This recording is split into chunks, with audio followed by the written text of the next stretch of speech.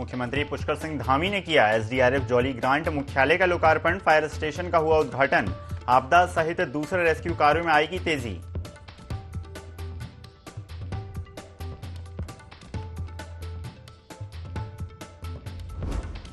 भारी बारिश और बर्फबारी ने बढ़ाई तीर्थयात्रियों की मुसीबत। केदारनाथ धाम के लिए 30 अप्रैल तक रजिस्ट्रेशन बंद। खराब मौसम के कारण रजिस्ट्रेशन पर लगी रोक।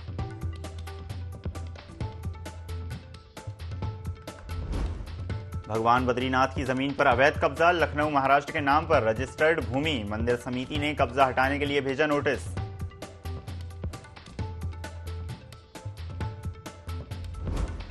हल्द्वानी में क्रॉस कंट्री दौड़ का आयोजन। रक्षा राज्य मंत्री अजय भट्ट ने प्रतिभागियों को बांटे पुरस्कार। कहा, केंद्र सरकार खेल और खिलाड़ियों को दे रही बढ़ावा।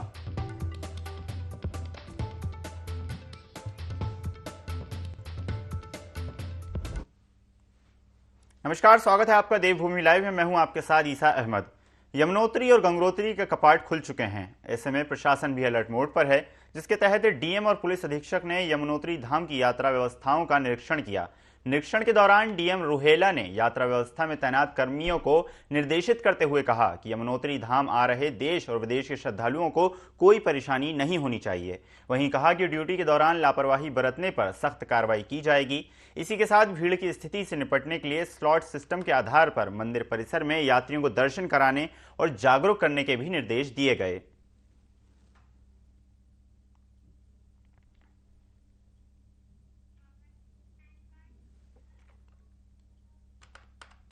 लोहाघाट के बाराकोट ब्लॉक के ठगी गांव में कुछ दिनों पहले एक व्यक्ति रास्ते में घायल अवस्था में मिला। इसको ग्रामीण अस्पताल ले गए, लेकिन उसकी रास्ते में मौत हो गई, जिसके बाद पुलिस ने मृतक का शव पोस्टमार्टम कराकर परिजनों को सौंप दिया। लेकिन इसके बाद परिजन और गांव के कुछ लोगों ने हत्या की आशंका जताते हुए डीएम को पत्र लिखा और मामले की जांच करने की मांग की, जिसके बाद पुलिस ने अज्ञात व्यक्तियों के खिलाफ मुकदमा दर्ज कर जांच शुरू कर दी। अब जांच के बाद पता चलेगा कि व्यक्ति की हत्या हुई थी या दुर्घटना में मौत हुई थी। फिलहाल पुलिस मामले की गहनता से जांच में जुटी हुई है।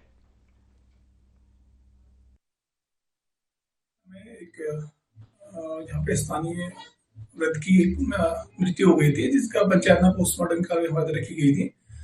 अभी उनकी पुत्री के द्वारा एक तहरीर दी गई है कि अज्ञात उनको अंदेशा है कि अज्ञात व्यक्तियों के द्वारा जो उनके पिता की हत्या की गई है, तो इसमें तत्काल मुकदमा पंजीकृत कर लिया गया है और इसकी विवेचना भी अभी प्रारंभ कर दी गई है। प्रतिनिधिमंडल राइस मिलर्स ने उत्तराखंड कृषि उत्पादन मंडी में यूपी की तर्ज पर मंडी शुल्क लागू करने की मांग उठाई है।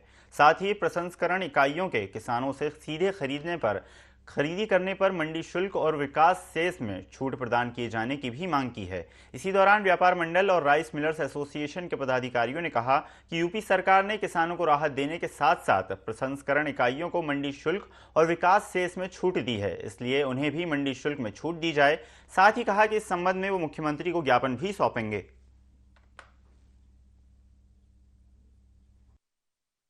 और फ्लोर मिलें तराई एरिया में ज़्यादा हैं।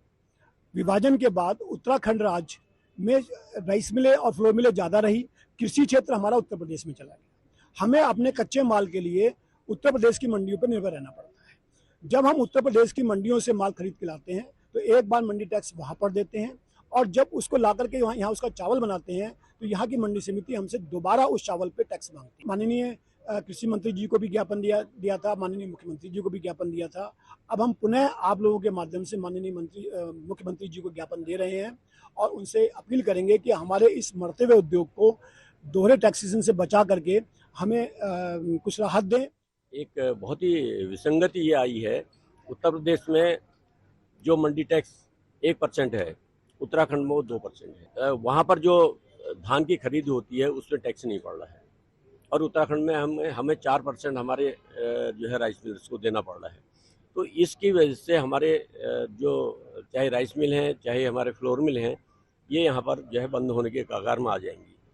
हम माननीय मुख्यमंत्री जी से कई बार इस बारे में पहले भी बातचीत कर चुके हैं। सब लोग उनके पास गए, प्रतिवेदन दिया कि भाई आप इसमें जो है विचार करिए, क्योंकि ये जो डिफरेंस है हमारा मंडी शुल्क का, ये बहुत ज़्यादा है। देखिए, हमारा आगे मानना यह है कि हम पूरे प्रदेश के 19 जिलों के माध्यम से और अपनी 380 इकाइयों के माध्यम से माननीय मुख्यमंत्री जी को जगह जगह से इसमें ज्ञापन भेजेंगे और उनसे अनुरोध करेंगे कि मंडी शुल्क को जो है उत्तर प्रदेश की तर्ज में ही रखा जाए। उत्तर प्रदेश सरकार ने अभी 4 दिन पहले एक जियो जारी करा है, जिसके तहत वहाँ की जो भी मैन्युफैक्चरिंग इकाई हैं या प्रोसेस इकाई हैं, वो डायरेक्ट अगर किसी किसान से अपना कोई गेहूं, चावल, दाल खरीदती है तो उस पर कोई मंडी शुल्क आरोपित नहीं होगा। वही यूपी सरकार अपने दूसरे प्रांत की, जैसे हम लोग उत्तराखंड के लोग अगर वहां से कोई माल लेके आते हैं तो हमें 1.5% शुल्क देके वहां से यहाँ पे माल लेके आना पड़ेगा। हम चूंकि चावल मिल वाले हैं तो हम चावल की बात करें तो हम उससे जो निर्मित चावल है यूपी से 1.5% देके जो हम अपने यहाँ लाते हैं उस पर चावल जो बनाते हैं उसकी भी बिक्री पे 2.5% शुल्क यहाँ पे हमारी उत्तराखंड सरकार हमसे मांग रही है। तो हमारा कहना है कि हमें दिल्ली चावल बेचना है, यूपी वाले 0% शुल्क से काम करेंगे, हम 1.5 + 2.5 मिला के 4% शुल्क से काम करेंगे। तो हमारा व्यापार संभव ही नहीं है कि हम उनसे कम्पीट कर पाए। अगर सरकार ने इसका सुधार नहीं करा तो हमारे यहाँ से मिलें बंद हो जाएंगी। विश्व प्रसिद्ध यमुनोत्री धाम आ रहे देश विदेश के श्रद्धालुओं को यात्रा व्यवस्थाओं को लेकर कोई दिक्कत नहीं होनी चाहिए। यात्रियों के साथ विनम्रता एवं शालीनता का परिचय देते हुए श्रद्धालुओं को यात्रा सुगम और सुरक्षित संपन्न कराएं। ये निर्देश जिलाधिकारी अभिषेक रोहेला ने यमुनोत्री धाम के कपाट खुलने के बाद दिए। यही यमुनोत्री धाम में यात्रा व्यवस्थाओं का स्थलीय निरीक्षण कर उचित निर्देश भी दिए गए।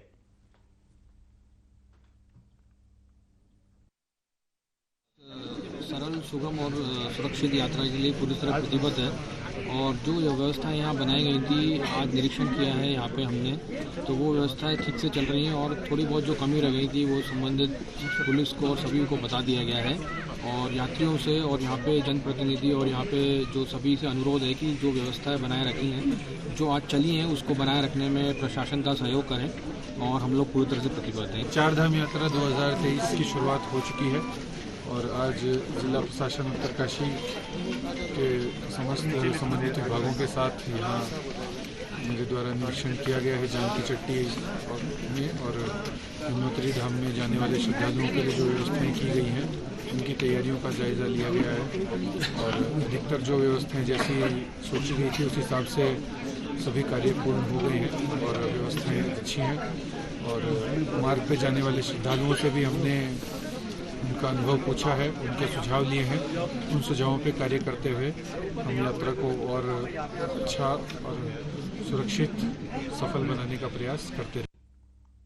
केंद्रीय रक्षा एवं राज्य पर्यटन मंत्री अजय भट्ट अपने जनपद भ्रमण के दौरान उधम सिंह नगर के जसपुर सामुदायिक स्वास्थ्य केंद्र पहुंचे, जहां भाजपा कार्यकर्ताओं ने उनका जोरदार स्वागत किया।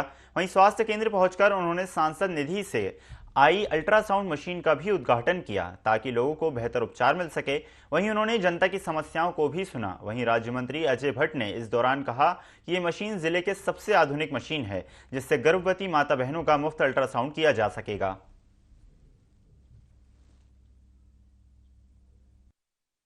पर बहुत परेशानी थी जब मैं पिछले दिनों यहाँ आया था, तो अल्ट्रासाउंड के लिए यहाँ से दूर दराज जाना पड़ता था और उसमें भी पैसा पड़ता था।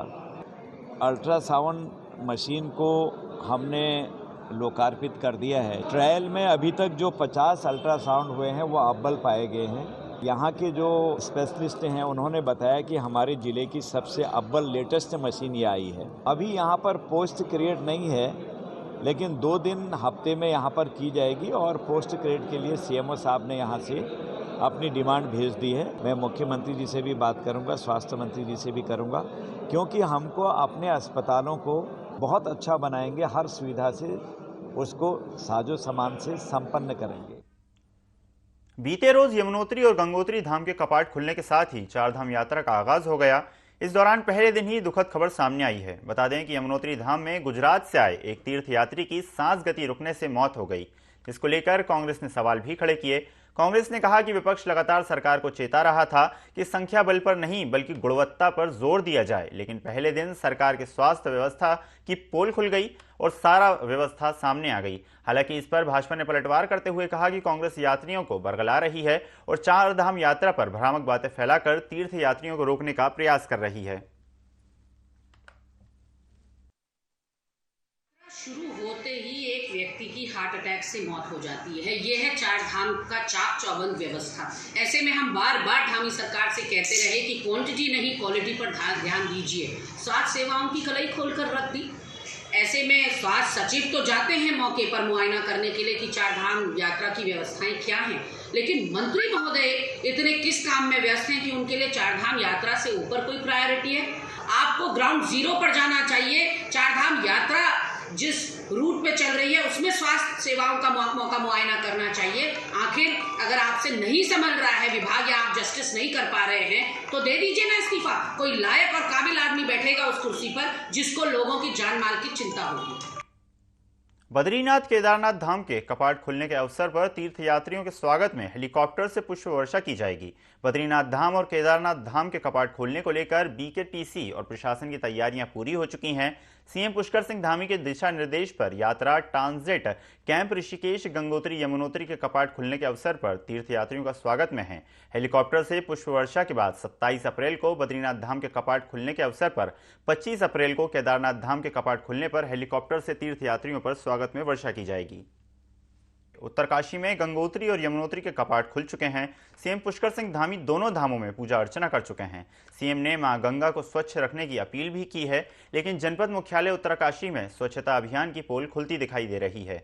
जनपद मुख्यालय के प्रवेश द्वार तामा खाड़ी में नगर पालिका के कूड़े का पहाड़ है, सीधे गंगा में समा रहा है। पहली बार मां गंगा के दर्शन के आए भक्तों का स्वागत कूड़े से किया जा रहा है। स्वच्छता के तमाम बड़े दावे करने वाले एनजीटी के दावे हवा में उड़ रहे हैं।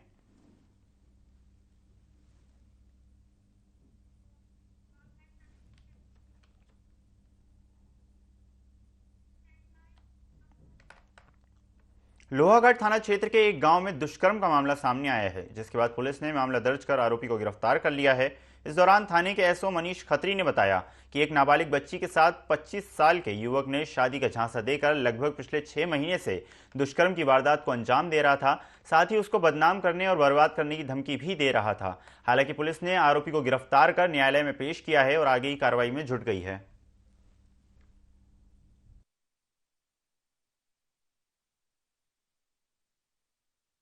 विधि की नाबालिग के साथ एक युवक द्वारा दुष्कर्म किया गया है।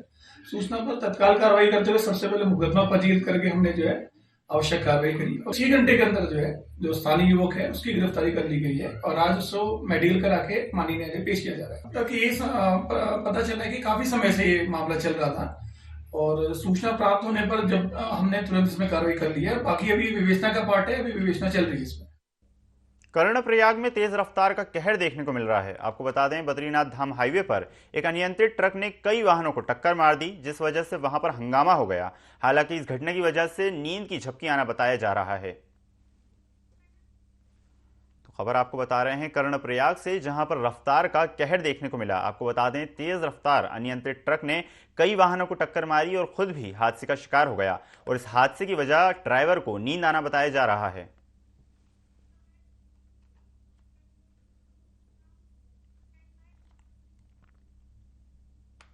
यमुनोत्री और गंगोत्री धाम के कपाट अब श्रद्धालुओं के लिए पूर्ण रूप से 6 माह तक के लिए खुल चुके हैं। आने वाले समय में केदारनाथ व बद्रीनाथ के कपाट भी श्रद्धालुओं के लिए जल्द खुल जाएंगे।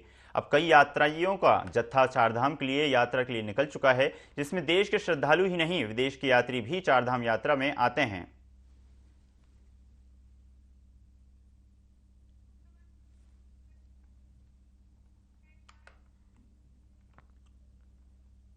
मुख्यमंत्री पुष्कर सिंह धामी ने चारधाम यात्रा में लोगों को मेडिकल सुविधाएं प्रदान करने के लिए निःशुल्क मेडिकल सेवाओं को रवाना किया।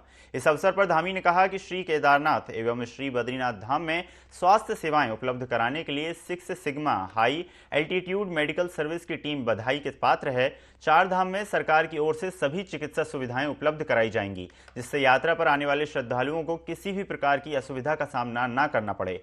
इस बार मेडिकल टीम द्वारा यात्रा ज्यादातर पोर्टेबल मेडिकल इक्विपमेंट के इस्तेमाल से दौरान की जाएगी, जिससे यात्रियों को बेहतर स्वास्थ्य सेवाएं दी जा सकें।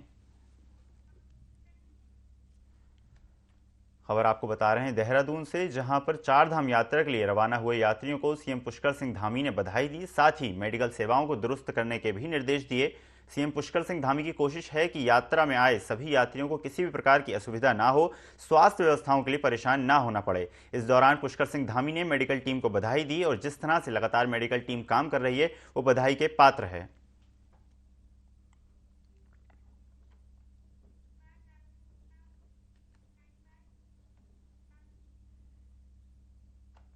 इस बार चारधाम यात्रा को प्लास्टिक मुक्त बनाने का उद्देश्य सरकार ने बनाया है, जिसके तहत दोनों धाम में संचालित क्यूआर कोड व्यवस्था और कलेक्शन केंद्र का जिलाधिकारी अभिषेक रोहेला ने जायजा लिया।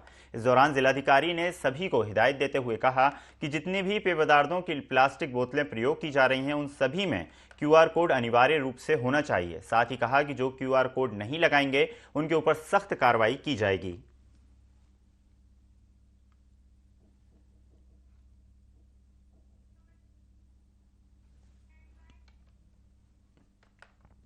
जोशीमठ में भू धसाव से प्रभावित हुए क्षेत्रों की जरूरतों का आंकलन किया जा रहा है, जिसके लिए पोस्ट डिजास्टर नीड्स असेसमेंट की 15 सदस्यीय टीम जोशीमठ पहुंची है और जिला प्रशासन के साथ मिलकर 26 अप्रैल तक मौजूदा स्थिति का सर्वेक्षण किया जा रहा है। सर्वेक्षण करने के बाद जोशीमठ क्षेत्र में आवास एवं पुनर्वास, स्थानीय संरचना, साथ ही रिकवरी कंस्ट्रक्शन प्लांट भी लगाए जाएंगे। वहीं संयुक्त सचिव कुणाल सत्यार्थी की अध्यक्षता में पीडीएनए की टीम ने जोशीमठ नगरपालिका सभागार में जिला प्रशासन के वरिष्ठ अधिकारियों के साथ बैठक की। साथ ही जिलाधिकारी हिमांशु खुराना ने टीम को जोशीमठ में प्रभावित क्षेत्रों और आपदा राहत कार्यों के बारे में विस्तार से जानकारी भी दी।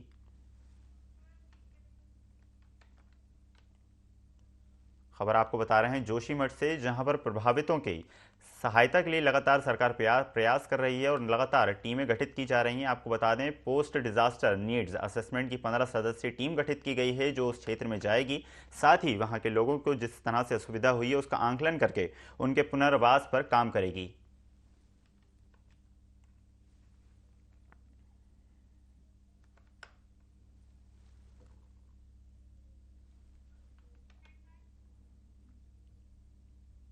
जोशीमठ में भू धसाव से हुए नुकसान का आंकलन करने के लिए केंद्र की टीम भी पहुंची है। केंद्र की 16 सदस्यीय टीम में राज्य सरकार के 10 अधिकारी शामिल हैं। ये टीम 3 दिन तक जोशीमठ में भू धसाव का आकलन करेगी। रिपोर्ट के बाद तय होगा कि केंद्र सरकार से कितने आर्थिक पैकेज की मदद मिलनी चाहिए। सीएम पुष्कर सिंह धामी ने प्रधानमंत्री से जोशीमठ के लिए करीब 3000 करोड़ के आर्थिक पैकेज की मांग रखी है। भू धसाव के बाद केंद्र और राज्य सरकार की टीम लगातार जोशीमठ का परीक्षण कर रही हैं।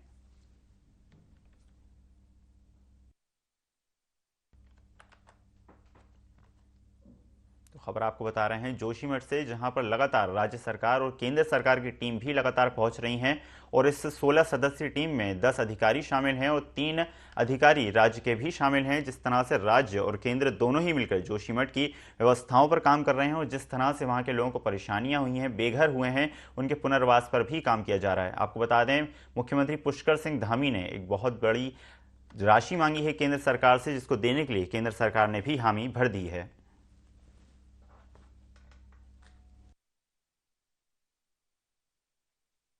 सरकार द्वारा जो भी समिति वहाँ पे गठित की गई है, लगातार वो जोशीमठ के मामले को लेके बनी हुई है और समय समय पे आके हमारी जो टीमें हैं, राज्य सरकार की टीम और केंद्रीय सरकार की टीम, दोनों जो है वहाँ पे हर स्थिति का जायज़ा ले रहे हैं। क्योंकि आप देख रहे हैं कि हमारे वहाँ पे जो पहले की स्थिति थी अब तो बहुत सामान्य हो चुकी हैं व्यवस्थाएँ सारी जो की गई हैं, लेकिन आगे के लिए जो हमारा वहाँ पे जो स्थानीय लोगों की डिमांड्स थी, उन सभी चिंताओं को लेकर हमारी सरकार भी उसमें बनी हुई है और हम चाहते हैं कि जल्द से जल्द वहाँ के लोगों की जो समस्याएं हैं उनका भी निस्तारण हो। और जिस प्रकार से भूवैज्ञानिक और एक्सपर्ट की हमारे पास जो रिपोर्ट आई है उसके अंतर्गत क्या क्या चीज़ें वहाँ पे की जा सकती हैं, उसके लिए सरकार का चारधाम यात्रा सुचारू रूप से चले, इसके लिए सरकार ने अधिकारियों और कर्मचारियों को सख्त दिशा निर्देश दिए हैं। मसूरी देहरादून मार्ग पर भी कोठाल गेट के पास राज्य परिवहन निगम के अधिकारी सभी वाहनों की जांच करते दिखाई दे रहे हैं।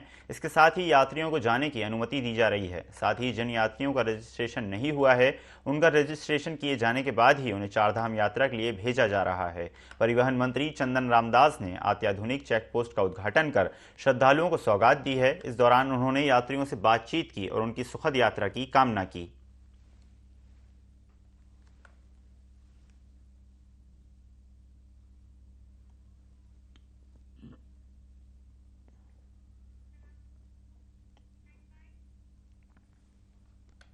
उधम सिंह नगर के सीमांत खटीमा क्षेत्र में आबकारी विभाग ने शराब की दुकानों पर छापेमार कार्रवाई की और मौके से 80 लीटर कच्ची शराब, 2 पेटी अंग्रेजी शराब, 2 पेटी बियर की बोतल बरामद की हैं। इसके साथ ही 6 आरोपियों को भी गिरफ्तार किया है। इसी के साथ 6 अभियुक्तों को गिरफ्तार किया गया है। आपको बता दें कि जिला आबकारी अधिकारी अशोक मिश्रा के निर्देशानुसार जनपदीय परिवर्तन दल ने संयुक्त रूप से ये कार्रवाई की है।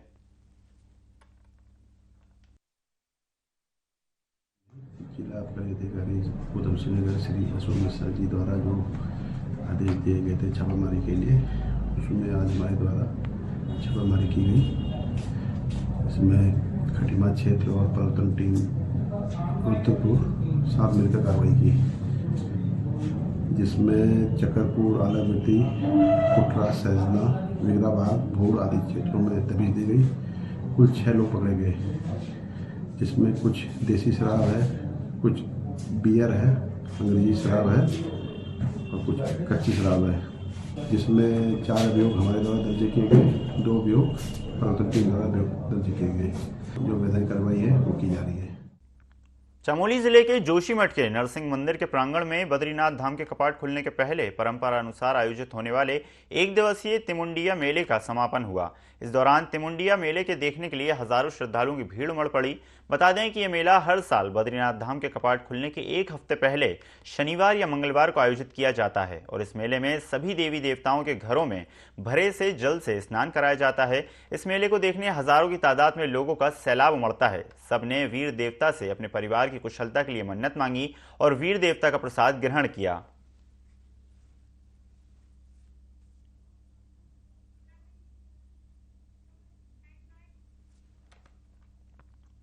उत्तराखंड के मैदानी क्षेत्रों में तेंदुए की दस्तक ने दहशत मचा दी है। लोग घरों के अंदर रहने को मजबूर हैं, तो दूसरी ओर जानवरों की दस्तक सड़क दुर्घटनाओं का सबब बन रही है। जनपद उधम सिंह नगर जिम कार्बेट राष्ट्रीय उद्यान की सीमाओं से लगा है और इस जंगल में टाइगरों की आबादी में बढ़ोतरी हुई है, जिस वजह से टाइगरों ने जिम कार्बेट इस राष्ट्रीय उद्यान के जंगलों में अपना वर्चस्व बनाना शुरू कर दिया है और टाइगरों की खौफ की वजह से गुलदारों ने रिहायशी इलाकों की तरफ रुख करना शुरू कर दिया है। बहरहाल गुलदार की दस्तक आबादी वाले क्षेत्र में डर का माहौल बनाए हुए है।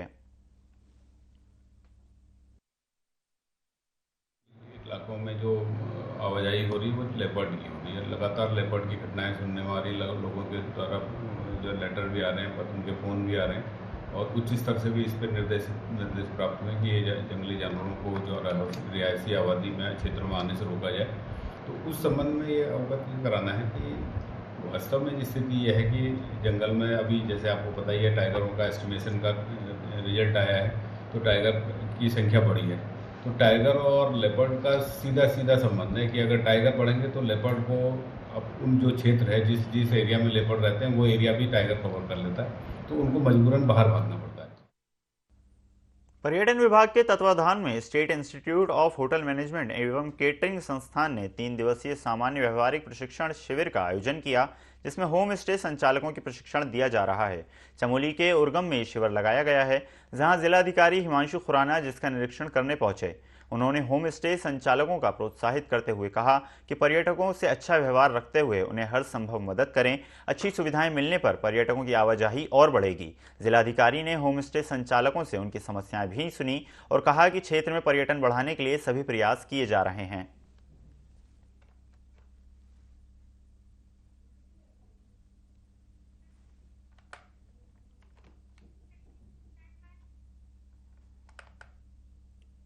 देवभूमि लाइव में फिलहाल इतना ही। खबरों का सिलसिला लगातार जारी है, देखते रहिए IND24। नमस्कार।